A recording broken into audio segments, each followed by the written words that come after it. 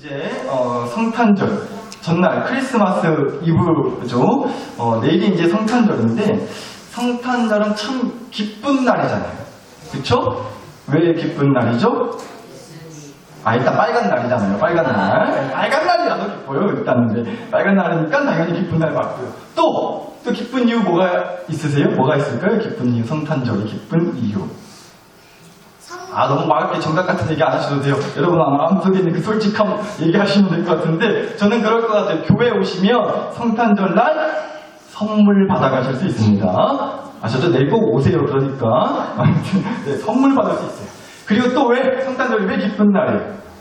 여러분이 아까 사실은 이제 초반에 바로 말씀을 주셔서 감사한데 이 앞에 제가 거진 한 달 동안 현수막 붙여놨습니다. 성탄절을 앞두고서 현수막에 뭐라고 써져 있어요?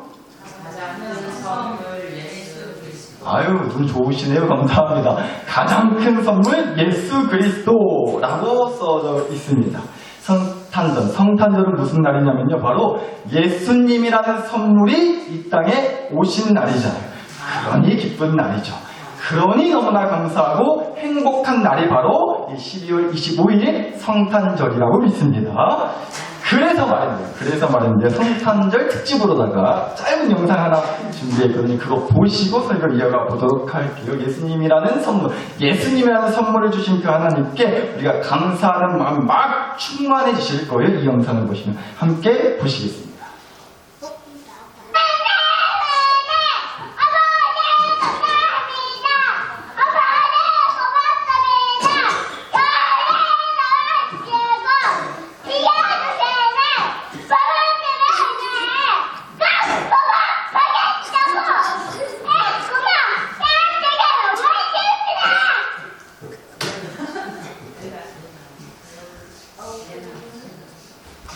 당사자가 여기 있는데 제가 틀어서 미안해요. 집에 한소리 들을 것 같은데요. 여튼간에 저희 둘째 딸애가 예나가 어린이집 다녔을 때 어린이집에서 무슨 웅변대회 같은 걸 했었던 거예요.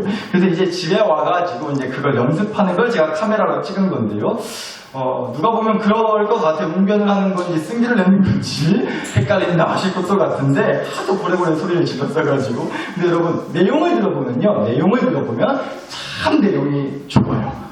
제가 제 딸 자랑하려고 하는 건 아니고 웅변대 이거 해서 트로피 받아왔어요. 그거는 그렇다고요. 여튼간에 내용이 참 좋아요. 내용이 제가 그대로 한번 읽어봐 드릴게요. 부모님 은혜, 아버지 감사합니다. 어머니 고맙습니다. 저를 낳아주시고 키워주시는 부모님의 은혜에 꼭 보답하겠다고 이 꼬마 힘차게 외칩니다 했던 거예요. 제가 감히 흉내내려고 하는데 저는 안 될 것 같아요. 제목이 부모님 은혜였어요. 부모님 은혜. 부모님께서 낳아주시고 자기를 낳아주시고 키워주셔서 감사하고 부모님의 은혜에 보답하겠다고 다짐한 너무너무 좋은 내용이거든요. 물론 그놈의 보답은 언제 해줄런지 모르겠어요. 여튼간에 그런 내용이었습니다. 네, 여러분 저는 오늘 이 말씀 드리고 싶었어요. 우리가요 이 성탄절 한두 번 치른 건 아니잖아요. 교회 다니기 시작하면서 하나님 믿고 나서부터 저는요 성탄절에 단 한 번도 교회가 아닌 다른 데를 가본 기억이 없어요. 올해는 좀 모르게 슬슬쩍 성탄절날 교회 말고 딴 데 놀러 가볼까나 싶은 마음이 든 적도 있었거든요. 근데 정신 차려보니까 목사가 돼버려가지고 이제는 그럴 수도 없어요. 농담이고요. 이 성탄절날 예수님이라는 최고의 선물을 주신 은혜를 기억하고 기념하면서 감사하는 이 기쁜 날, 사실 저와 여러분의 입술에서 정말로 목이 터져라 외쳐야 될 얘기가 바로 이거 같다라는 거죠. 하나님의 은혜에 감사합니다. 예수님 고맙습니다. 우리를 구원해 주신 그 은혜에 꼭 보답하겠다고 이 성도 힘차게 외칩니다. 성탄절날 다름 아닌 우리가 외쳐야 할 다짐, 기도가 바로 그렇지 않아야 되겠냐는 거예요. 근데 여러분 진짜 정말로요. 우리가 그렇게 방금 제가 그렇게도 우스갯처럼 말씀드렸지만 그렇게 정말 우리 안에 이 성탄절을 앞두고서 감사하는 마음이 있는지를 오늘 좀 살펴봤으면 싶더라고요. 예수님의 탄생, 또 예수님이라는 선물에 여러분 정말 우리가 그렇게 막 눈물이 쏟아질 만큼 큰 감동과 감사와 기쁨의 마음이 있냐라는 거예요. 내 안에 솔직히. 그러세요? 분위기로는 아멘을 해야 될 것 같은데 요새 하나님이 나한테 하시는 거 보면 내가 참 아멘 소리가 안 나온다고 또 그러실지도 모르겠어요. 근데 여러분 우리가 성탄절을 맞아서요 좀 이 마음을 회복하고 이 마음을 가졌으면 좋겠다라는 얘기를 오늘 잠깐 해보려고 해요. 먼저 여러분 이 질문 한번 드려볼게요. 이런 분들이 계세요. 이런 분들이 간혹 계시더라고요. 하나님 믿으세요? 하나님 참말로 믿어요? 라고 그렇게 누가 물어보면요 이렇게 대답을 하는 거죠. 나 믿어라. 나 하나님 믿고 말이야. 나 주일날 예배 한 번도 안 빠졌어라. 그렇게 대답하신다고요. 근데 여러분 질문 드려볼게요. 예배를 빠지지 않으면 하나님을 믿는 걸까요? 예배 안 빠지면 하나님 믿는 거예요? 그럼 예배 안 빠지고 잘 드리면 반대로 하나님 다 잘 믿는 건가요? 그럼 또 반대로 얘기해가지고 하나님을 안 믿으면 예배를 안 드리나요? 아직까지 하죠. 여러분 하나님을 안 믿어도 예배 드릴 수는 있겠더라고요.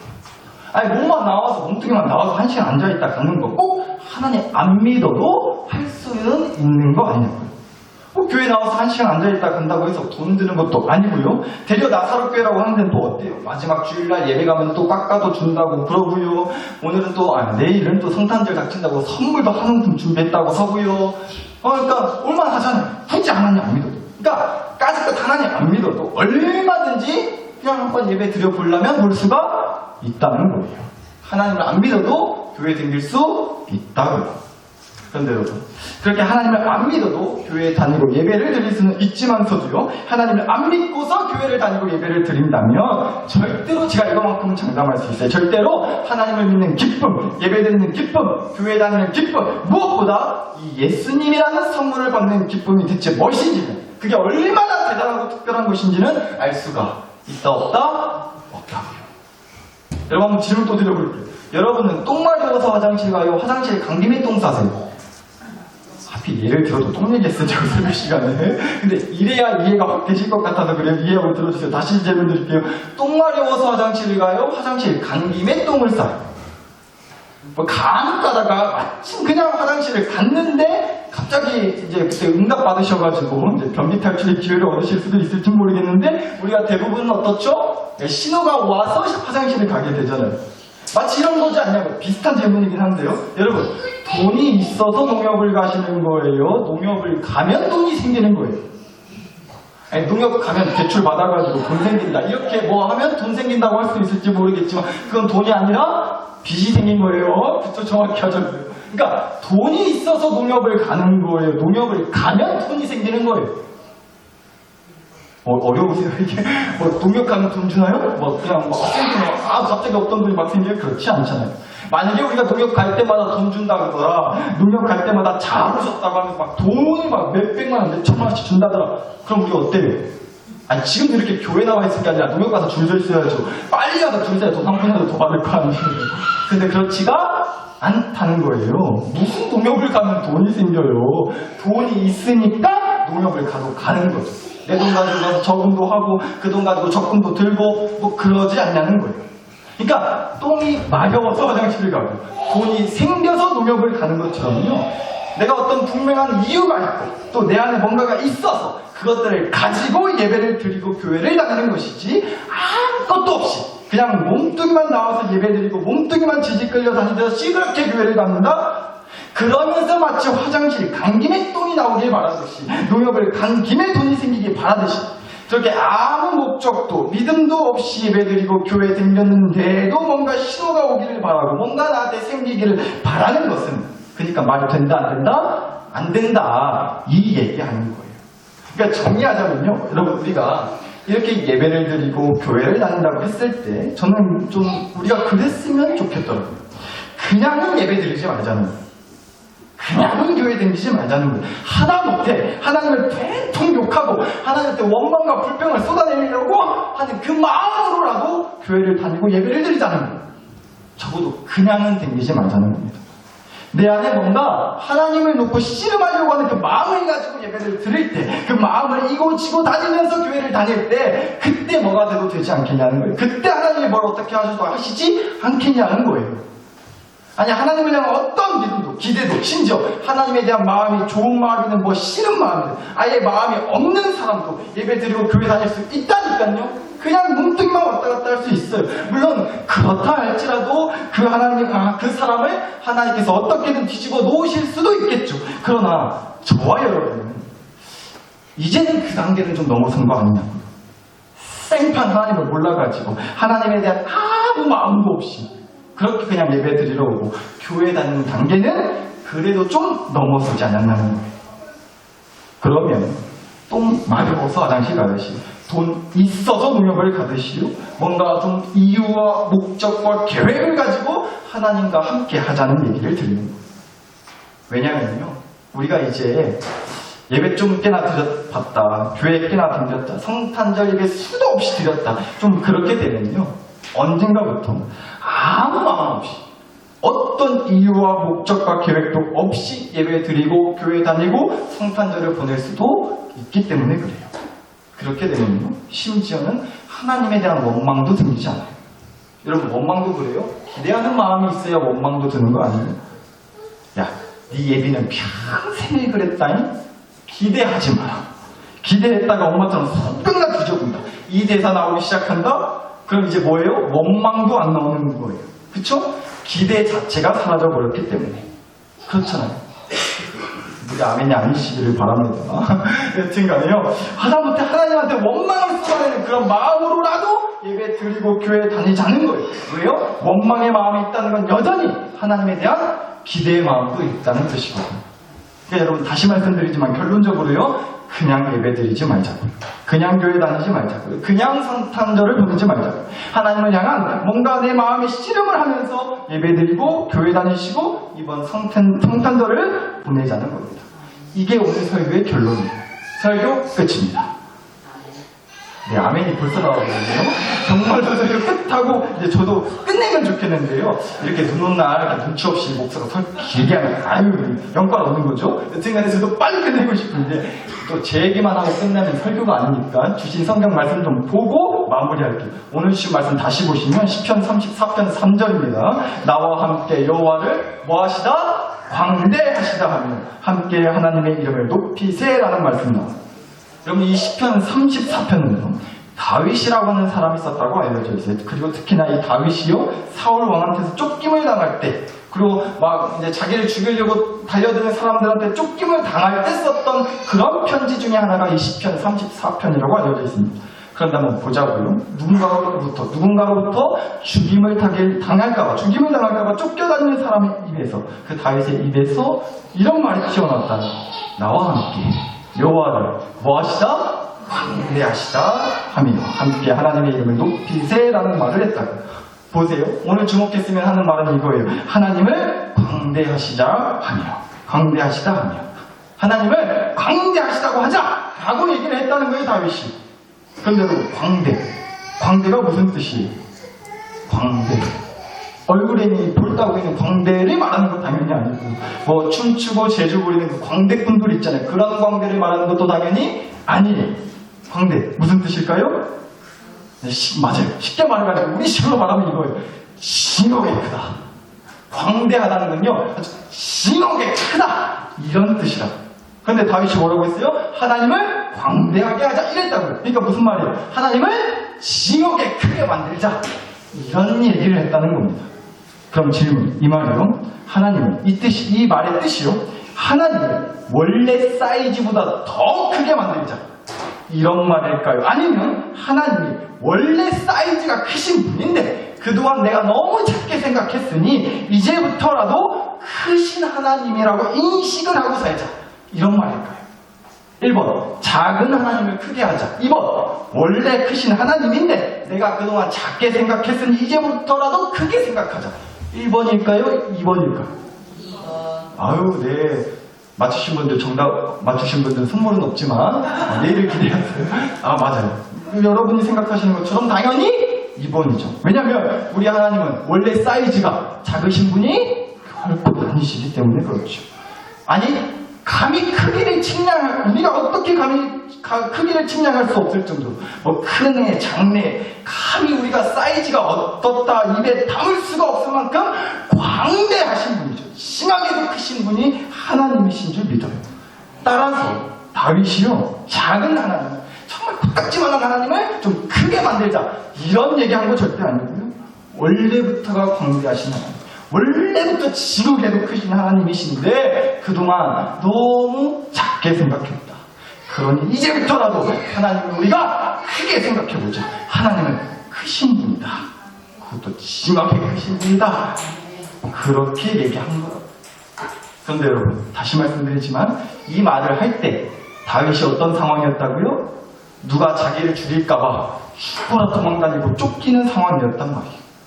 이게 무슨 얘기냐면 이런 것 같아요. 여러분, 다윗은요, 사울을 피해서 동굴로도 숨었었고요, 어느 마을로도 숨었어요. 어떤 사람한테 피해 숨어 있기도 했어요. 여하튼 다윗이요, 늘 그렇게 숨어 다녔어요. 13년 동안. 그런데 다윗이요, 자기가 믿는 하나님을 자기가 숨은 그 동굴 안에 하나님을 가두지 않기 위한 씨름을 했다는 거예요. 자기가 숨은 그 동굴, 자기가 숨은 그 마을, 자기가 숨은 그 사람 안에 하나님을 가두지 않기 위한 씨름을 했다는 거죠. 왜요? 하나님은 광대하신 분이니까. 심하게도 크신 분이시니까. 사랑하는 식구 여러분, 올해 또 우리가 성탄절을 보내게 됩니다. 예수님이라는 선물, 하나님이 우리를 너무도 사랑하셔서 주신 최고의 선물 예수님. 그런데요, 아무리 난다긴다 하고 별의별 대단한 선물이라고 해도 그 예수님을 받는 우리가 아무것도 아닌 양 받으면, 그 선물을 별거 아닌 양 받으면요, 그냥 대수롭지 않게 어디 무슨 마트에서 연말 같은데 마트 가면 꼭 그러더라고요. 돈 5만 원 이상 물건 사면 사은품으로 뭐 식용유 주고 키친타올을 주고 사은품 주는 거예요. 고작 예수님이라는 선물을 우리가 그 정도로밖에 생각하지 않고서 받는다면요, 아무리 광대하신 예수님 하나님이라 할지라도 코딱지만한 고작 식용유밖에 안 되는, 키친타올밖에 안 되는 그런 예수님 하나님일 수밖에 없다는 거예요. 그래서 말씀드리는 거라고요. 우리가 좀 예수님을 광대하게 생각했으면 좋겠다고요. 그러면 예수님께서 분명 광대한 역사를 보여주실 줄 믿어요. 성탄절을 좀 우리가 광대한 성탄절로 보냈으면 좋겠어요. 꼭 뭔가 화려함을 하자는 게 아니에요. 내 안에 이 성탄절의 의미를 새기면서 이 성탄절날 주신 예수님이라는 선물에 대해서 우리가 좀 광대하게 생각을 하자고요. 그러면 분명 내 삶에, 내 가정에, 우리 교회에 광대한 역사가 임할 거라고 믿어요. 정말로 그래요. 여러분, 제가 전에도 이런 말씀 한번 드린 적이 있었던 걸로 기억을 하는데, 제가 오늘도 이렇게 여러분 앞에 서 있지만 이 앞에 선다는 게 아직도 그래요. 매번 그렇게 떨리고 두렵고 솔직히요, 아주 그냥 죽겠어요. 요 며칠 눈을 얼마나 치워댔는지 아직도 손다리가 후들거리는데, 또 여기 설라니까 아이고 아직도 해롱해롱 보여요.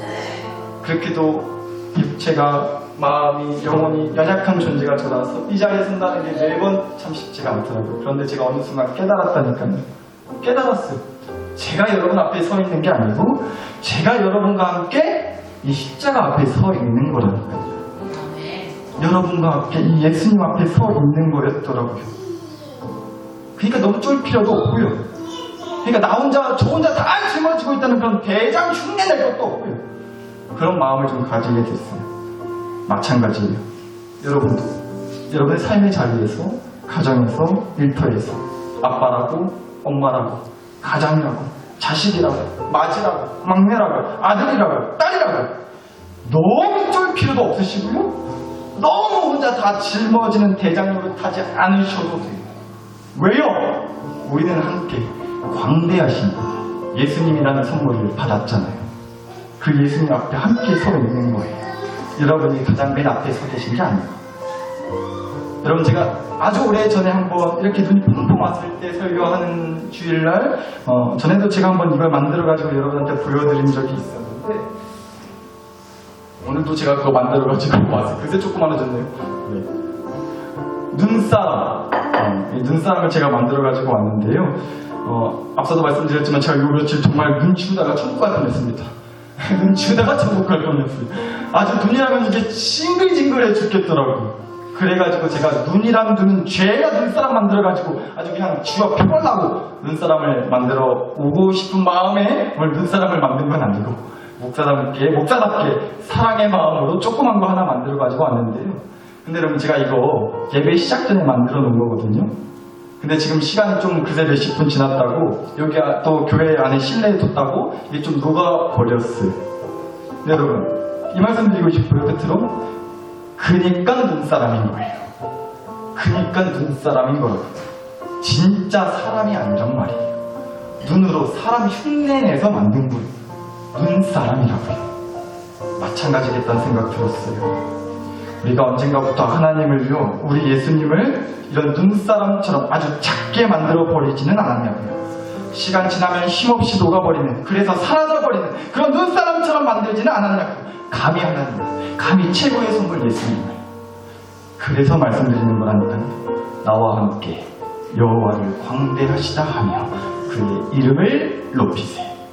우리 하나님을, 우리 예수님을 광대하시다 하자고요. 그래야 눈사람처럼 작디 작고 시간에 따라서 환경에 따라서 힘없이 녹아내려버리고 무너져버리는 내 영혼이, 우리 가정이, 우리 교회가 그 크신 하나님 안에 그 예수님 품에 스며들 수 있단 말이에요. 그럴 때 비로소 하나님의 크고 위대하신 구원의 역사가, 사랑의 은혜가 동시에 우리 삶에, 우리의 가정에, 우리 교회 안에 스며들 수 있을 줄 믿어요. 시간 그 믿음 가지고 더욱 주님을 광대하게 믿고 소망하게 해주시라. 그래서 우리 삶에, 우리 가정에, 우리 교회에 광대하신 하나님의 역사가 임하게 하여 주시라고 시간 다 함께 주여 한번 부르고 우리 소리내어 간절히 기도 올려 드리겠습니다. 주여